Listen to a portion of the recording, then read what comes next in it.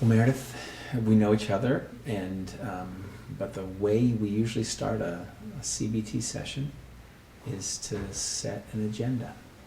Okay. And so we might have several ideas about what we want on the agenda, but the first thing is usually for us to make a problem list Okay. together about whatever it is that you might want to work on. Okay. And then we'll do the problem list, and then we'll explore the thoughts and the behaviors that might be related to the problem.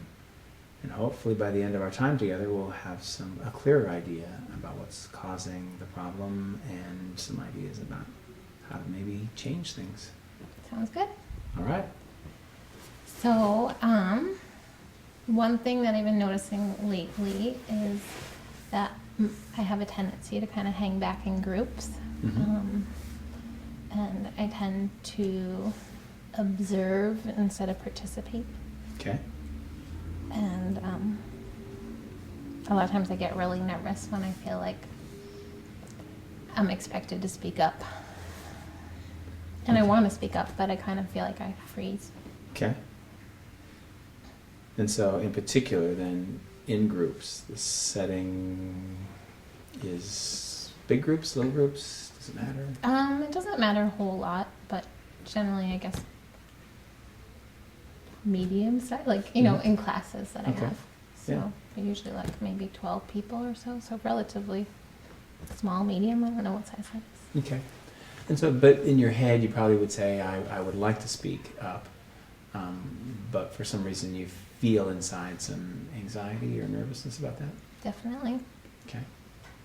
And then sometimes when I try to force myself to speak up, when I actually don't feel ready, I get like, I feel like my throat's closing and I get a red face. Okay. All right, so that's sort of one possible issue for us to talk about.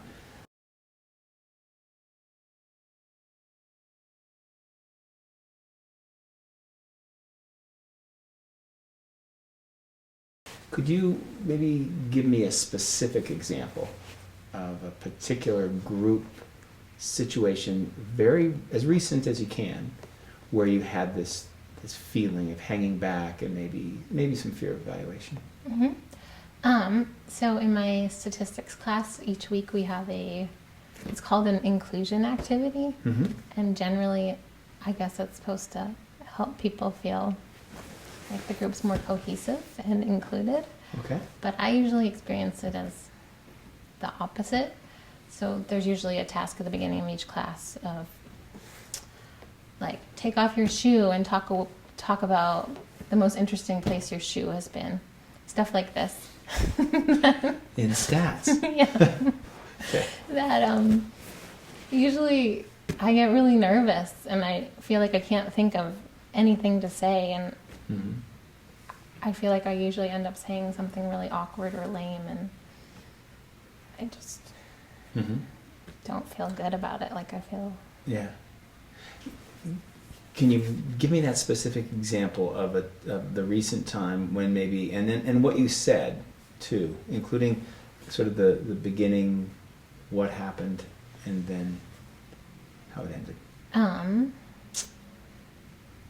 Yeah, so when we did this activity, it's like a really weird example. Yeah. When we did this activity, you know, probably 6 or 7 people had gone in front of me, and I was like not listening to anything that anyone else was saying, just totally self-absorbed in terms of like, oh God, what am I going to say? And not being able to think of anything.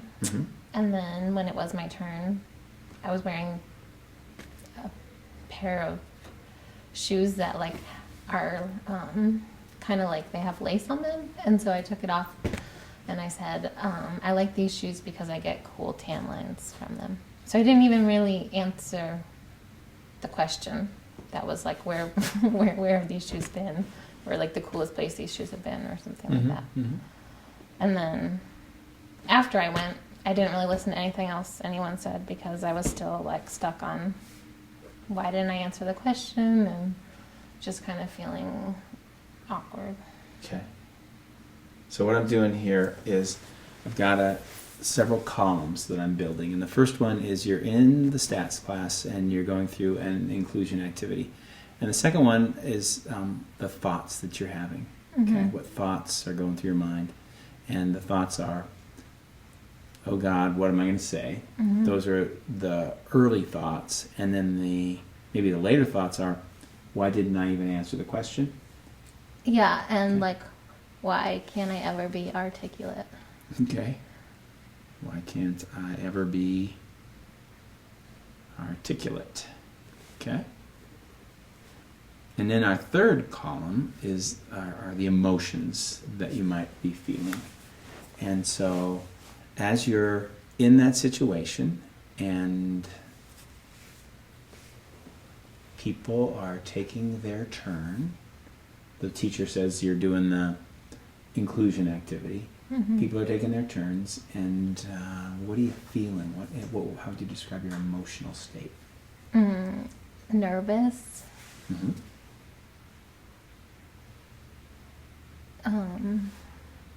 Yeah, like fearful. Okay. And like it's almost like I'm anticipating embarrassment. So I don't know if that's a feeling or not, but usually I feel embarrassed. I put that in the thought Okay.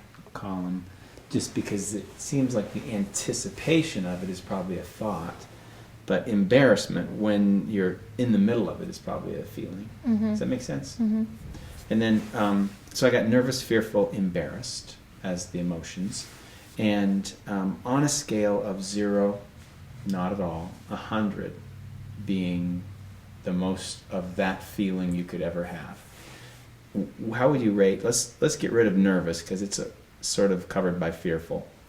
How would you rate fearful, and how would you rate embarrassed? Maybe fearful, like a 4. Okay. Or a 5, I don't know. 4 out of 5 out of 100. 45. Okay. I was gonna say, whoa, feeling pretty calm. So a 40 or a 50. Yeah. Okay. And embarrassed. I'd say that's higher. A little higher. Yeah, like a 70. So maybe a 70. And that would be at the moment that you're talking, or right afterwards, or right before? Fluctuate at all? Yeah, I'd say like both during and after. Okay.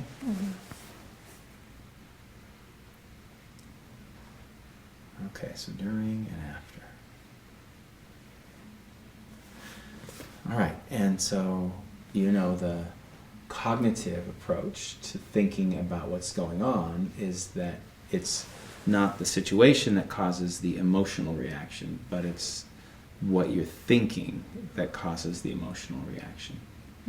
And so it seems to me like one of the things that's going on, oh God, what am I going to say? And why didn't I answer? Why can't I never be articulate? Why can't I never be articulate? That Yeah, sounds exactly it's like perfect. We might have to start rating my anxiety now too. And then I guess there's the other thing you said, that you're anticipating embarrassment. And so are those words too also that are going through your head? Yeah. Like, I wish I could be more clever, or I wish I could have just like a funny story right now. Yeah. Or make people laugh in a way that I want them to laugh.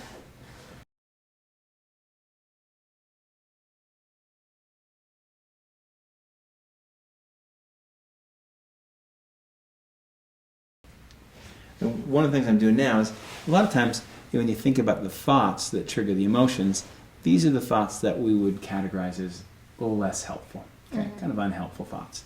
And then over here, what we're doing is we're coming up with some thoughts that might be more helpful, okay? Recognizing that no thoughts are perfect, but some thoughts are more helpful, some thoughts are less helpful. And in your SAS class, you're going to do the inclusion activity Every week. And so one possibility is you could come in prepared to shift your thinking from the less helpful to the more helpful. Just an idea. It's a good idea. Okay. So what else besides this is silly and what I say doesn't matter all that much?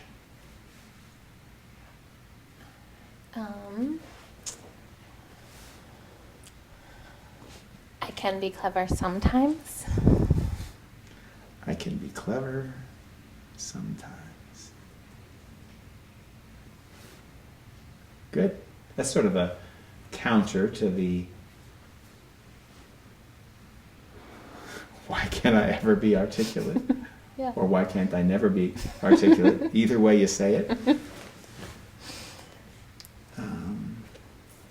Let's pretend for a second that you were talking to a friend who had exactly this same scenario, and she was telling you the way that she talks to herself. Oh God, what am I going to say? And why can't I answer that? Why can't I ever be articulate? I know I'm going to embarrass myself. And so she's talking to herself that way. How would you talk to her? I think that I probably express surprise because I imagine that usually I don't perceive her as inarticulate or as embarrassing as she sees herself. Okay, so you would be surprised and kind of reassuring to her and say, oh, you don't seem that way. And if you could be on her shoulder in the situation, what would you whisper in her ear? This is a good friend of yours. You want to be helpful. I would tell her that she's funny and charming and usually has really cool stories to tell because she's had lots of good experiences.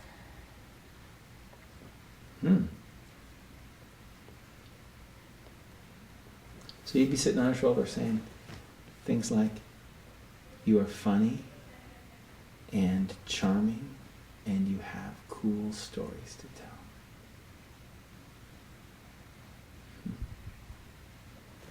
What's it feel like when you imagine actually even saying those words to yourself in this kind of situation?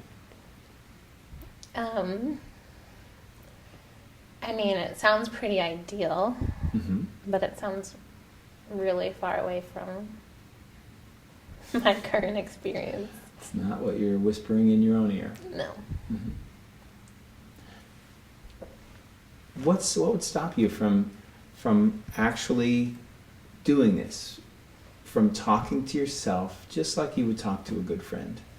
Because you're talking to yourself, you're kind of talking to yourself more like somebody who wanted to pull you down. And so I just think, what about that good friend? I mean, can you be a good friend to yourself in those moments and say something more supportive?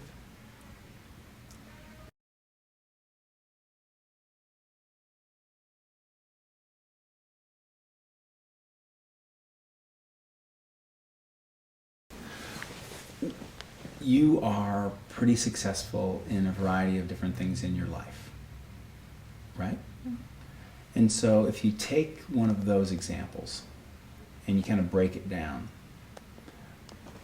are you able to, what do you do to prepare? Well, for example, even for a statistics test, I would guess that you have to go through some preparation. Study? Study. Okay. Kind of like studying. Have you ever been in a play or a dramatic performance of any kind? Oh no, I avoid that. Not even like in grade school? No. I think I maybe was in 7th grade. Yeah? Yeah, but I had a very small part. Yeah. I've always, my whole life, shied away from being the center of attention. It never feels good to me. No. Which is ironic since I'm going to school to become a teacher. Yeah, so you have taught before and spoken in front of groups. Small, medium. Yeah. What do But you it do? never feels, It never feels comfortable. no. Mm-mm. No. Yeah, So even right now, as we're as we're talking, Uh-huh. okay. So I hear you say, it never feels comfortable, right? Mhm. Would you put that thought in the category of helpful or unhelpful? To say that to yourself. To I'd say that's unhelpful. unhelpful. Mm-hmm. Okay. What's unhelpful about that thought? It kind of makes me feel like no matter how much I prepare, I still won't feel like I'm good enough or Mhm. competent. Or... Yeah. And just before that, you said, I always shied away from attention. It's never felt good. Okay. Some pretty black and white thinking. Well, that is pretty. Yeah, good job noticing that. Mm-hmm. And I hear you saying that black and white thinking is maybe too general in that it doesn't provide any real hope for it ever changing. Mm-hmm. And in that sense, it does seem like it fits in that unhelpful category. Mm-hmm. I mean, I definitely think, like, you know, if you're nervous about something, to a certain extent, that's healthy because it makes you prepare more. Mm-hmm. But at the same time, that kind of thinking of being like, it will never get better, it'll never be okay, probably isn't that helpful. Yeah. Yeah. So I wonder if that's maybe, as we think about the preparation stage, that's one of the things that you said for a stats test you would study. Mm-hmm. I wonder if there's some way you could study this way that you have been thinking about yourself. I'm just not clever in a group. I'm just not comfortable. I've always shied away from that. I wonder if there would be different ways you could say things to yourself. Mm-hmm. For instance? For instance, There are times when I am comfortable in groups. there are times I am comfortable in groups. And that you probably would put into the more helpful Mm-hmm. thought category.